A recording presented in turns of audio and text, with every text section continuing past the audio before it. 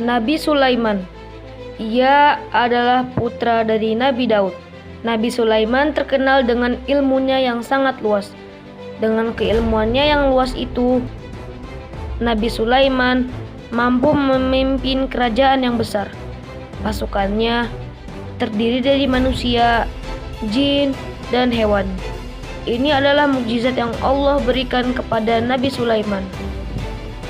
Nabi Sulaiman bukan hanya mampu memimpin pasukan dari jin dan manusia. Beliau juga mampu berbicara dengan hewan-hewan. Subhanallah, betapa luasnya ilmu yang Allah Subhanahu wa Ta'ala berikan kepadanya. Allah berfirman, dan ia Sulaiman berkata, "Hai manusia, kami telah diberi ilmu tentang suara burung, dan kami diberi segala sesuatu. Sesungguhnya semua ini benar-benar suatu karunia yang nyata."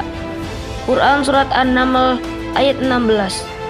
Pada suatu hari, Nabi Sulaiman dan pasukannya sedang berpergian ke suatu tempat. Di tengah jalan, beliau dan pasukannya bertemu dengan sebuah rombongan semut. Menyadari bahwa Nabi Sulaiman dan bala tentaranya akan mendekat, berkatalah seekor semut, "Hai semut-semut, masuklah ke dalam sarang-sarang kalian, agar kalian tidak terinjak-injak oleh Sulaiman dan bala tentaranya." Quran Surat An-Naml ayat 18. Semut itu mengira kalau Nabi Sulaiman alaihi salam tidak memahami ucapannya. Mendengar ucapan semut itu, Nabi Sulaiman tersenyum. Beliau bersyukur kepada Allah Subhanahu wa Ta'ala atas ilmu yang telah diberikan kepadanya. Selain mengerti bahasa semut, Nabi Sulaiman alaihi salam juga bisa berbicara dengan burung. Dan burung ini adalah burung kesayangannya. Burung tersebut bernama burung hudhud. Suatu ketika, burung hudhud tidak datang ke kerajaan Nabi Sulaiman alaihi salam selama beberapa hari. Setelah beberapa waktu, burung hudhud datang dan bercerita kepada Nabi Sulaiman alaihi salam bahwa ia baru datang dari negeri Saba. Burung hudhud bercerita bahwa di negeri Saba terdapat sebuah kerajaan yang megah dan memiliki banyak kekayaan.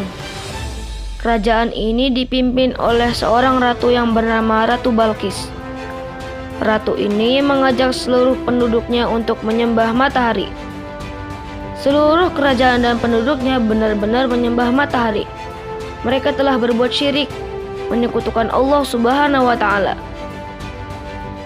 Setelah mendengar cerita dari burung hudhud, Nabi Sulaiman alaihi salam mengirimkan surat kepada Ratu Negeri Saba yang dibawa oleh burung hudhud.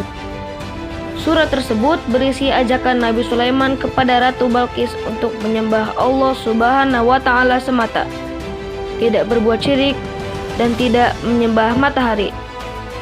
Isi dari surat tersebut adalah Bismillahirrahmanirrahim, dengan menyebut nama Allah yang Maha Pengasih, Maha Penyayang.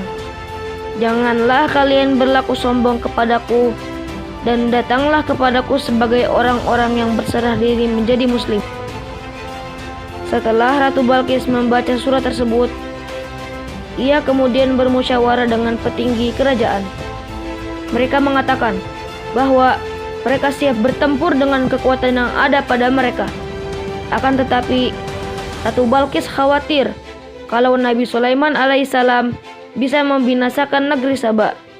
Akhirnya, Ratu Balqis memutuskan untuk memujuk Nabi Sulaiman dengan memberikan harta yang banyak agar menghentikan rencana kedatangannya ke negeri Saba. Ratu Balqis pun akhirnya memerintahkan utusannya membawa harta dan perhiasan kepada Nabi Sulaiman. Sesampainya mereka di sana, mereka menemui Nabi Sulaiman. Ketika Nabi Sulaiman alaihissalam melihat rombongan itu membawa harta, beliau berkata, "Apakah patut kalian memberiku harta? Padahal Allah Subhanahu wa Ta'ala memberiku jauh lebih banyak. Harta yang kalian bawa tidak ada apa-apanya. Janganlah bangga dengan harta itu."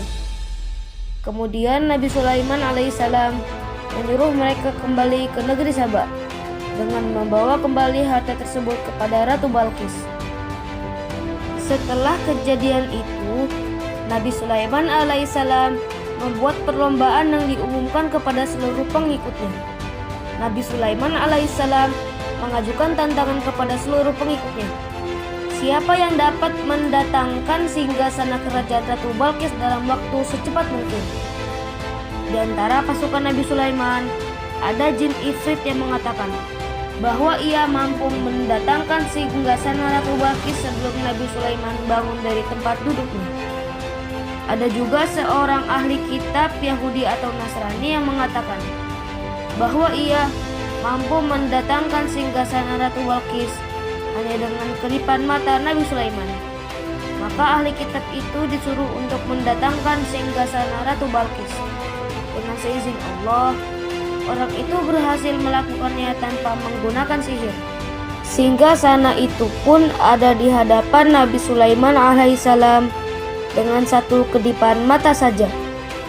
Nabi Sulaiman alaihissalam juga menyuruh pasukannya untuk membuat istana dari kaca yang dibangun di atas air.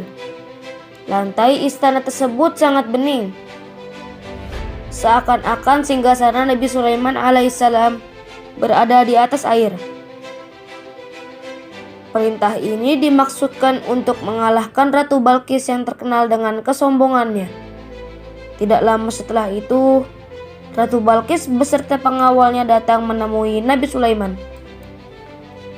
Setibanya di istana Nabi Sulaiman, Ratu Balqis diperintahkan untuk masuk menemuinya. Ratu Balqis kebingungan hingga ia mengangkat bajunya. Ia mengira akan menginjak air. Nabi Sulaiman berkata, Allah berfirman. Nabi Sulaiman berkata, sesungguhnya ia adalah istana licin terbuat dari kaca. Ratu Balqis melihat kebesaran kerajaan Nabi Sulaiman. Ia langsung berkata, Ya Rabbku, sesungguhnya aku telah berbuat zalim kepada diriku, dan aku berserah diri bersama Sulaiman kepada Allah, Rabb semesta alam. Ratu Balqis bertaubat kepada Allah Subhanahu wa Ta'ala dan beriman kepada Nabi Sulaiman sejak saat itu. Ratu Balqis beserta rakyatnya menjadi orang-orang yang mengesahkan Allah.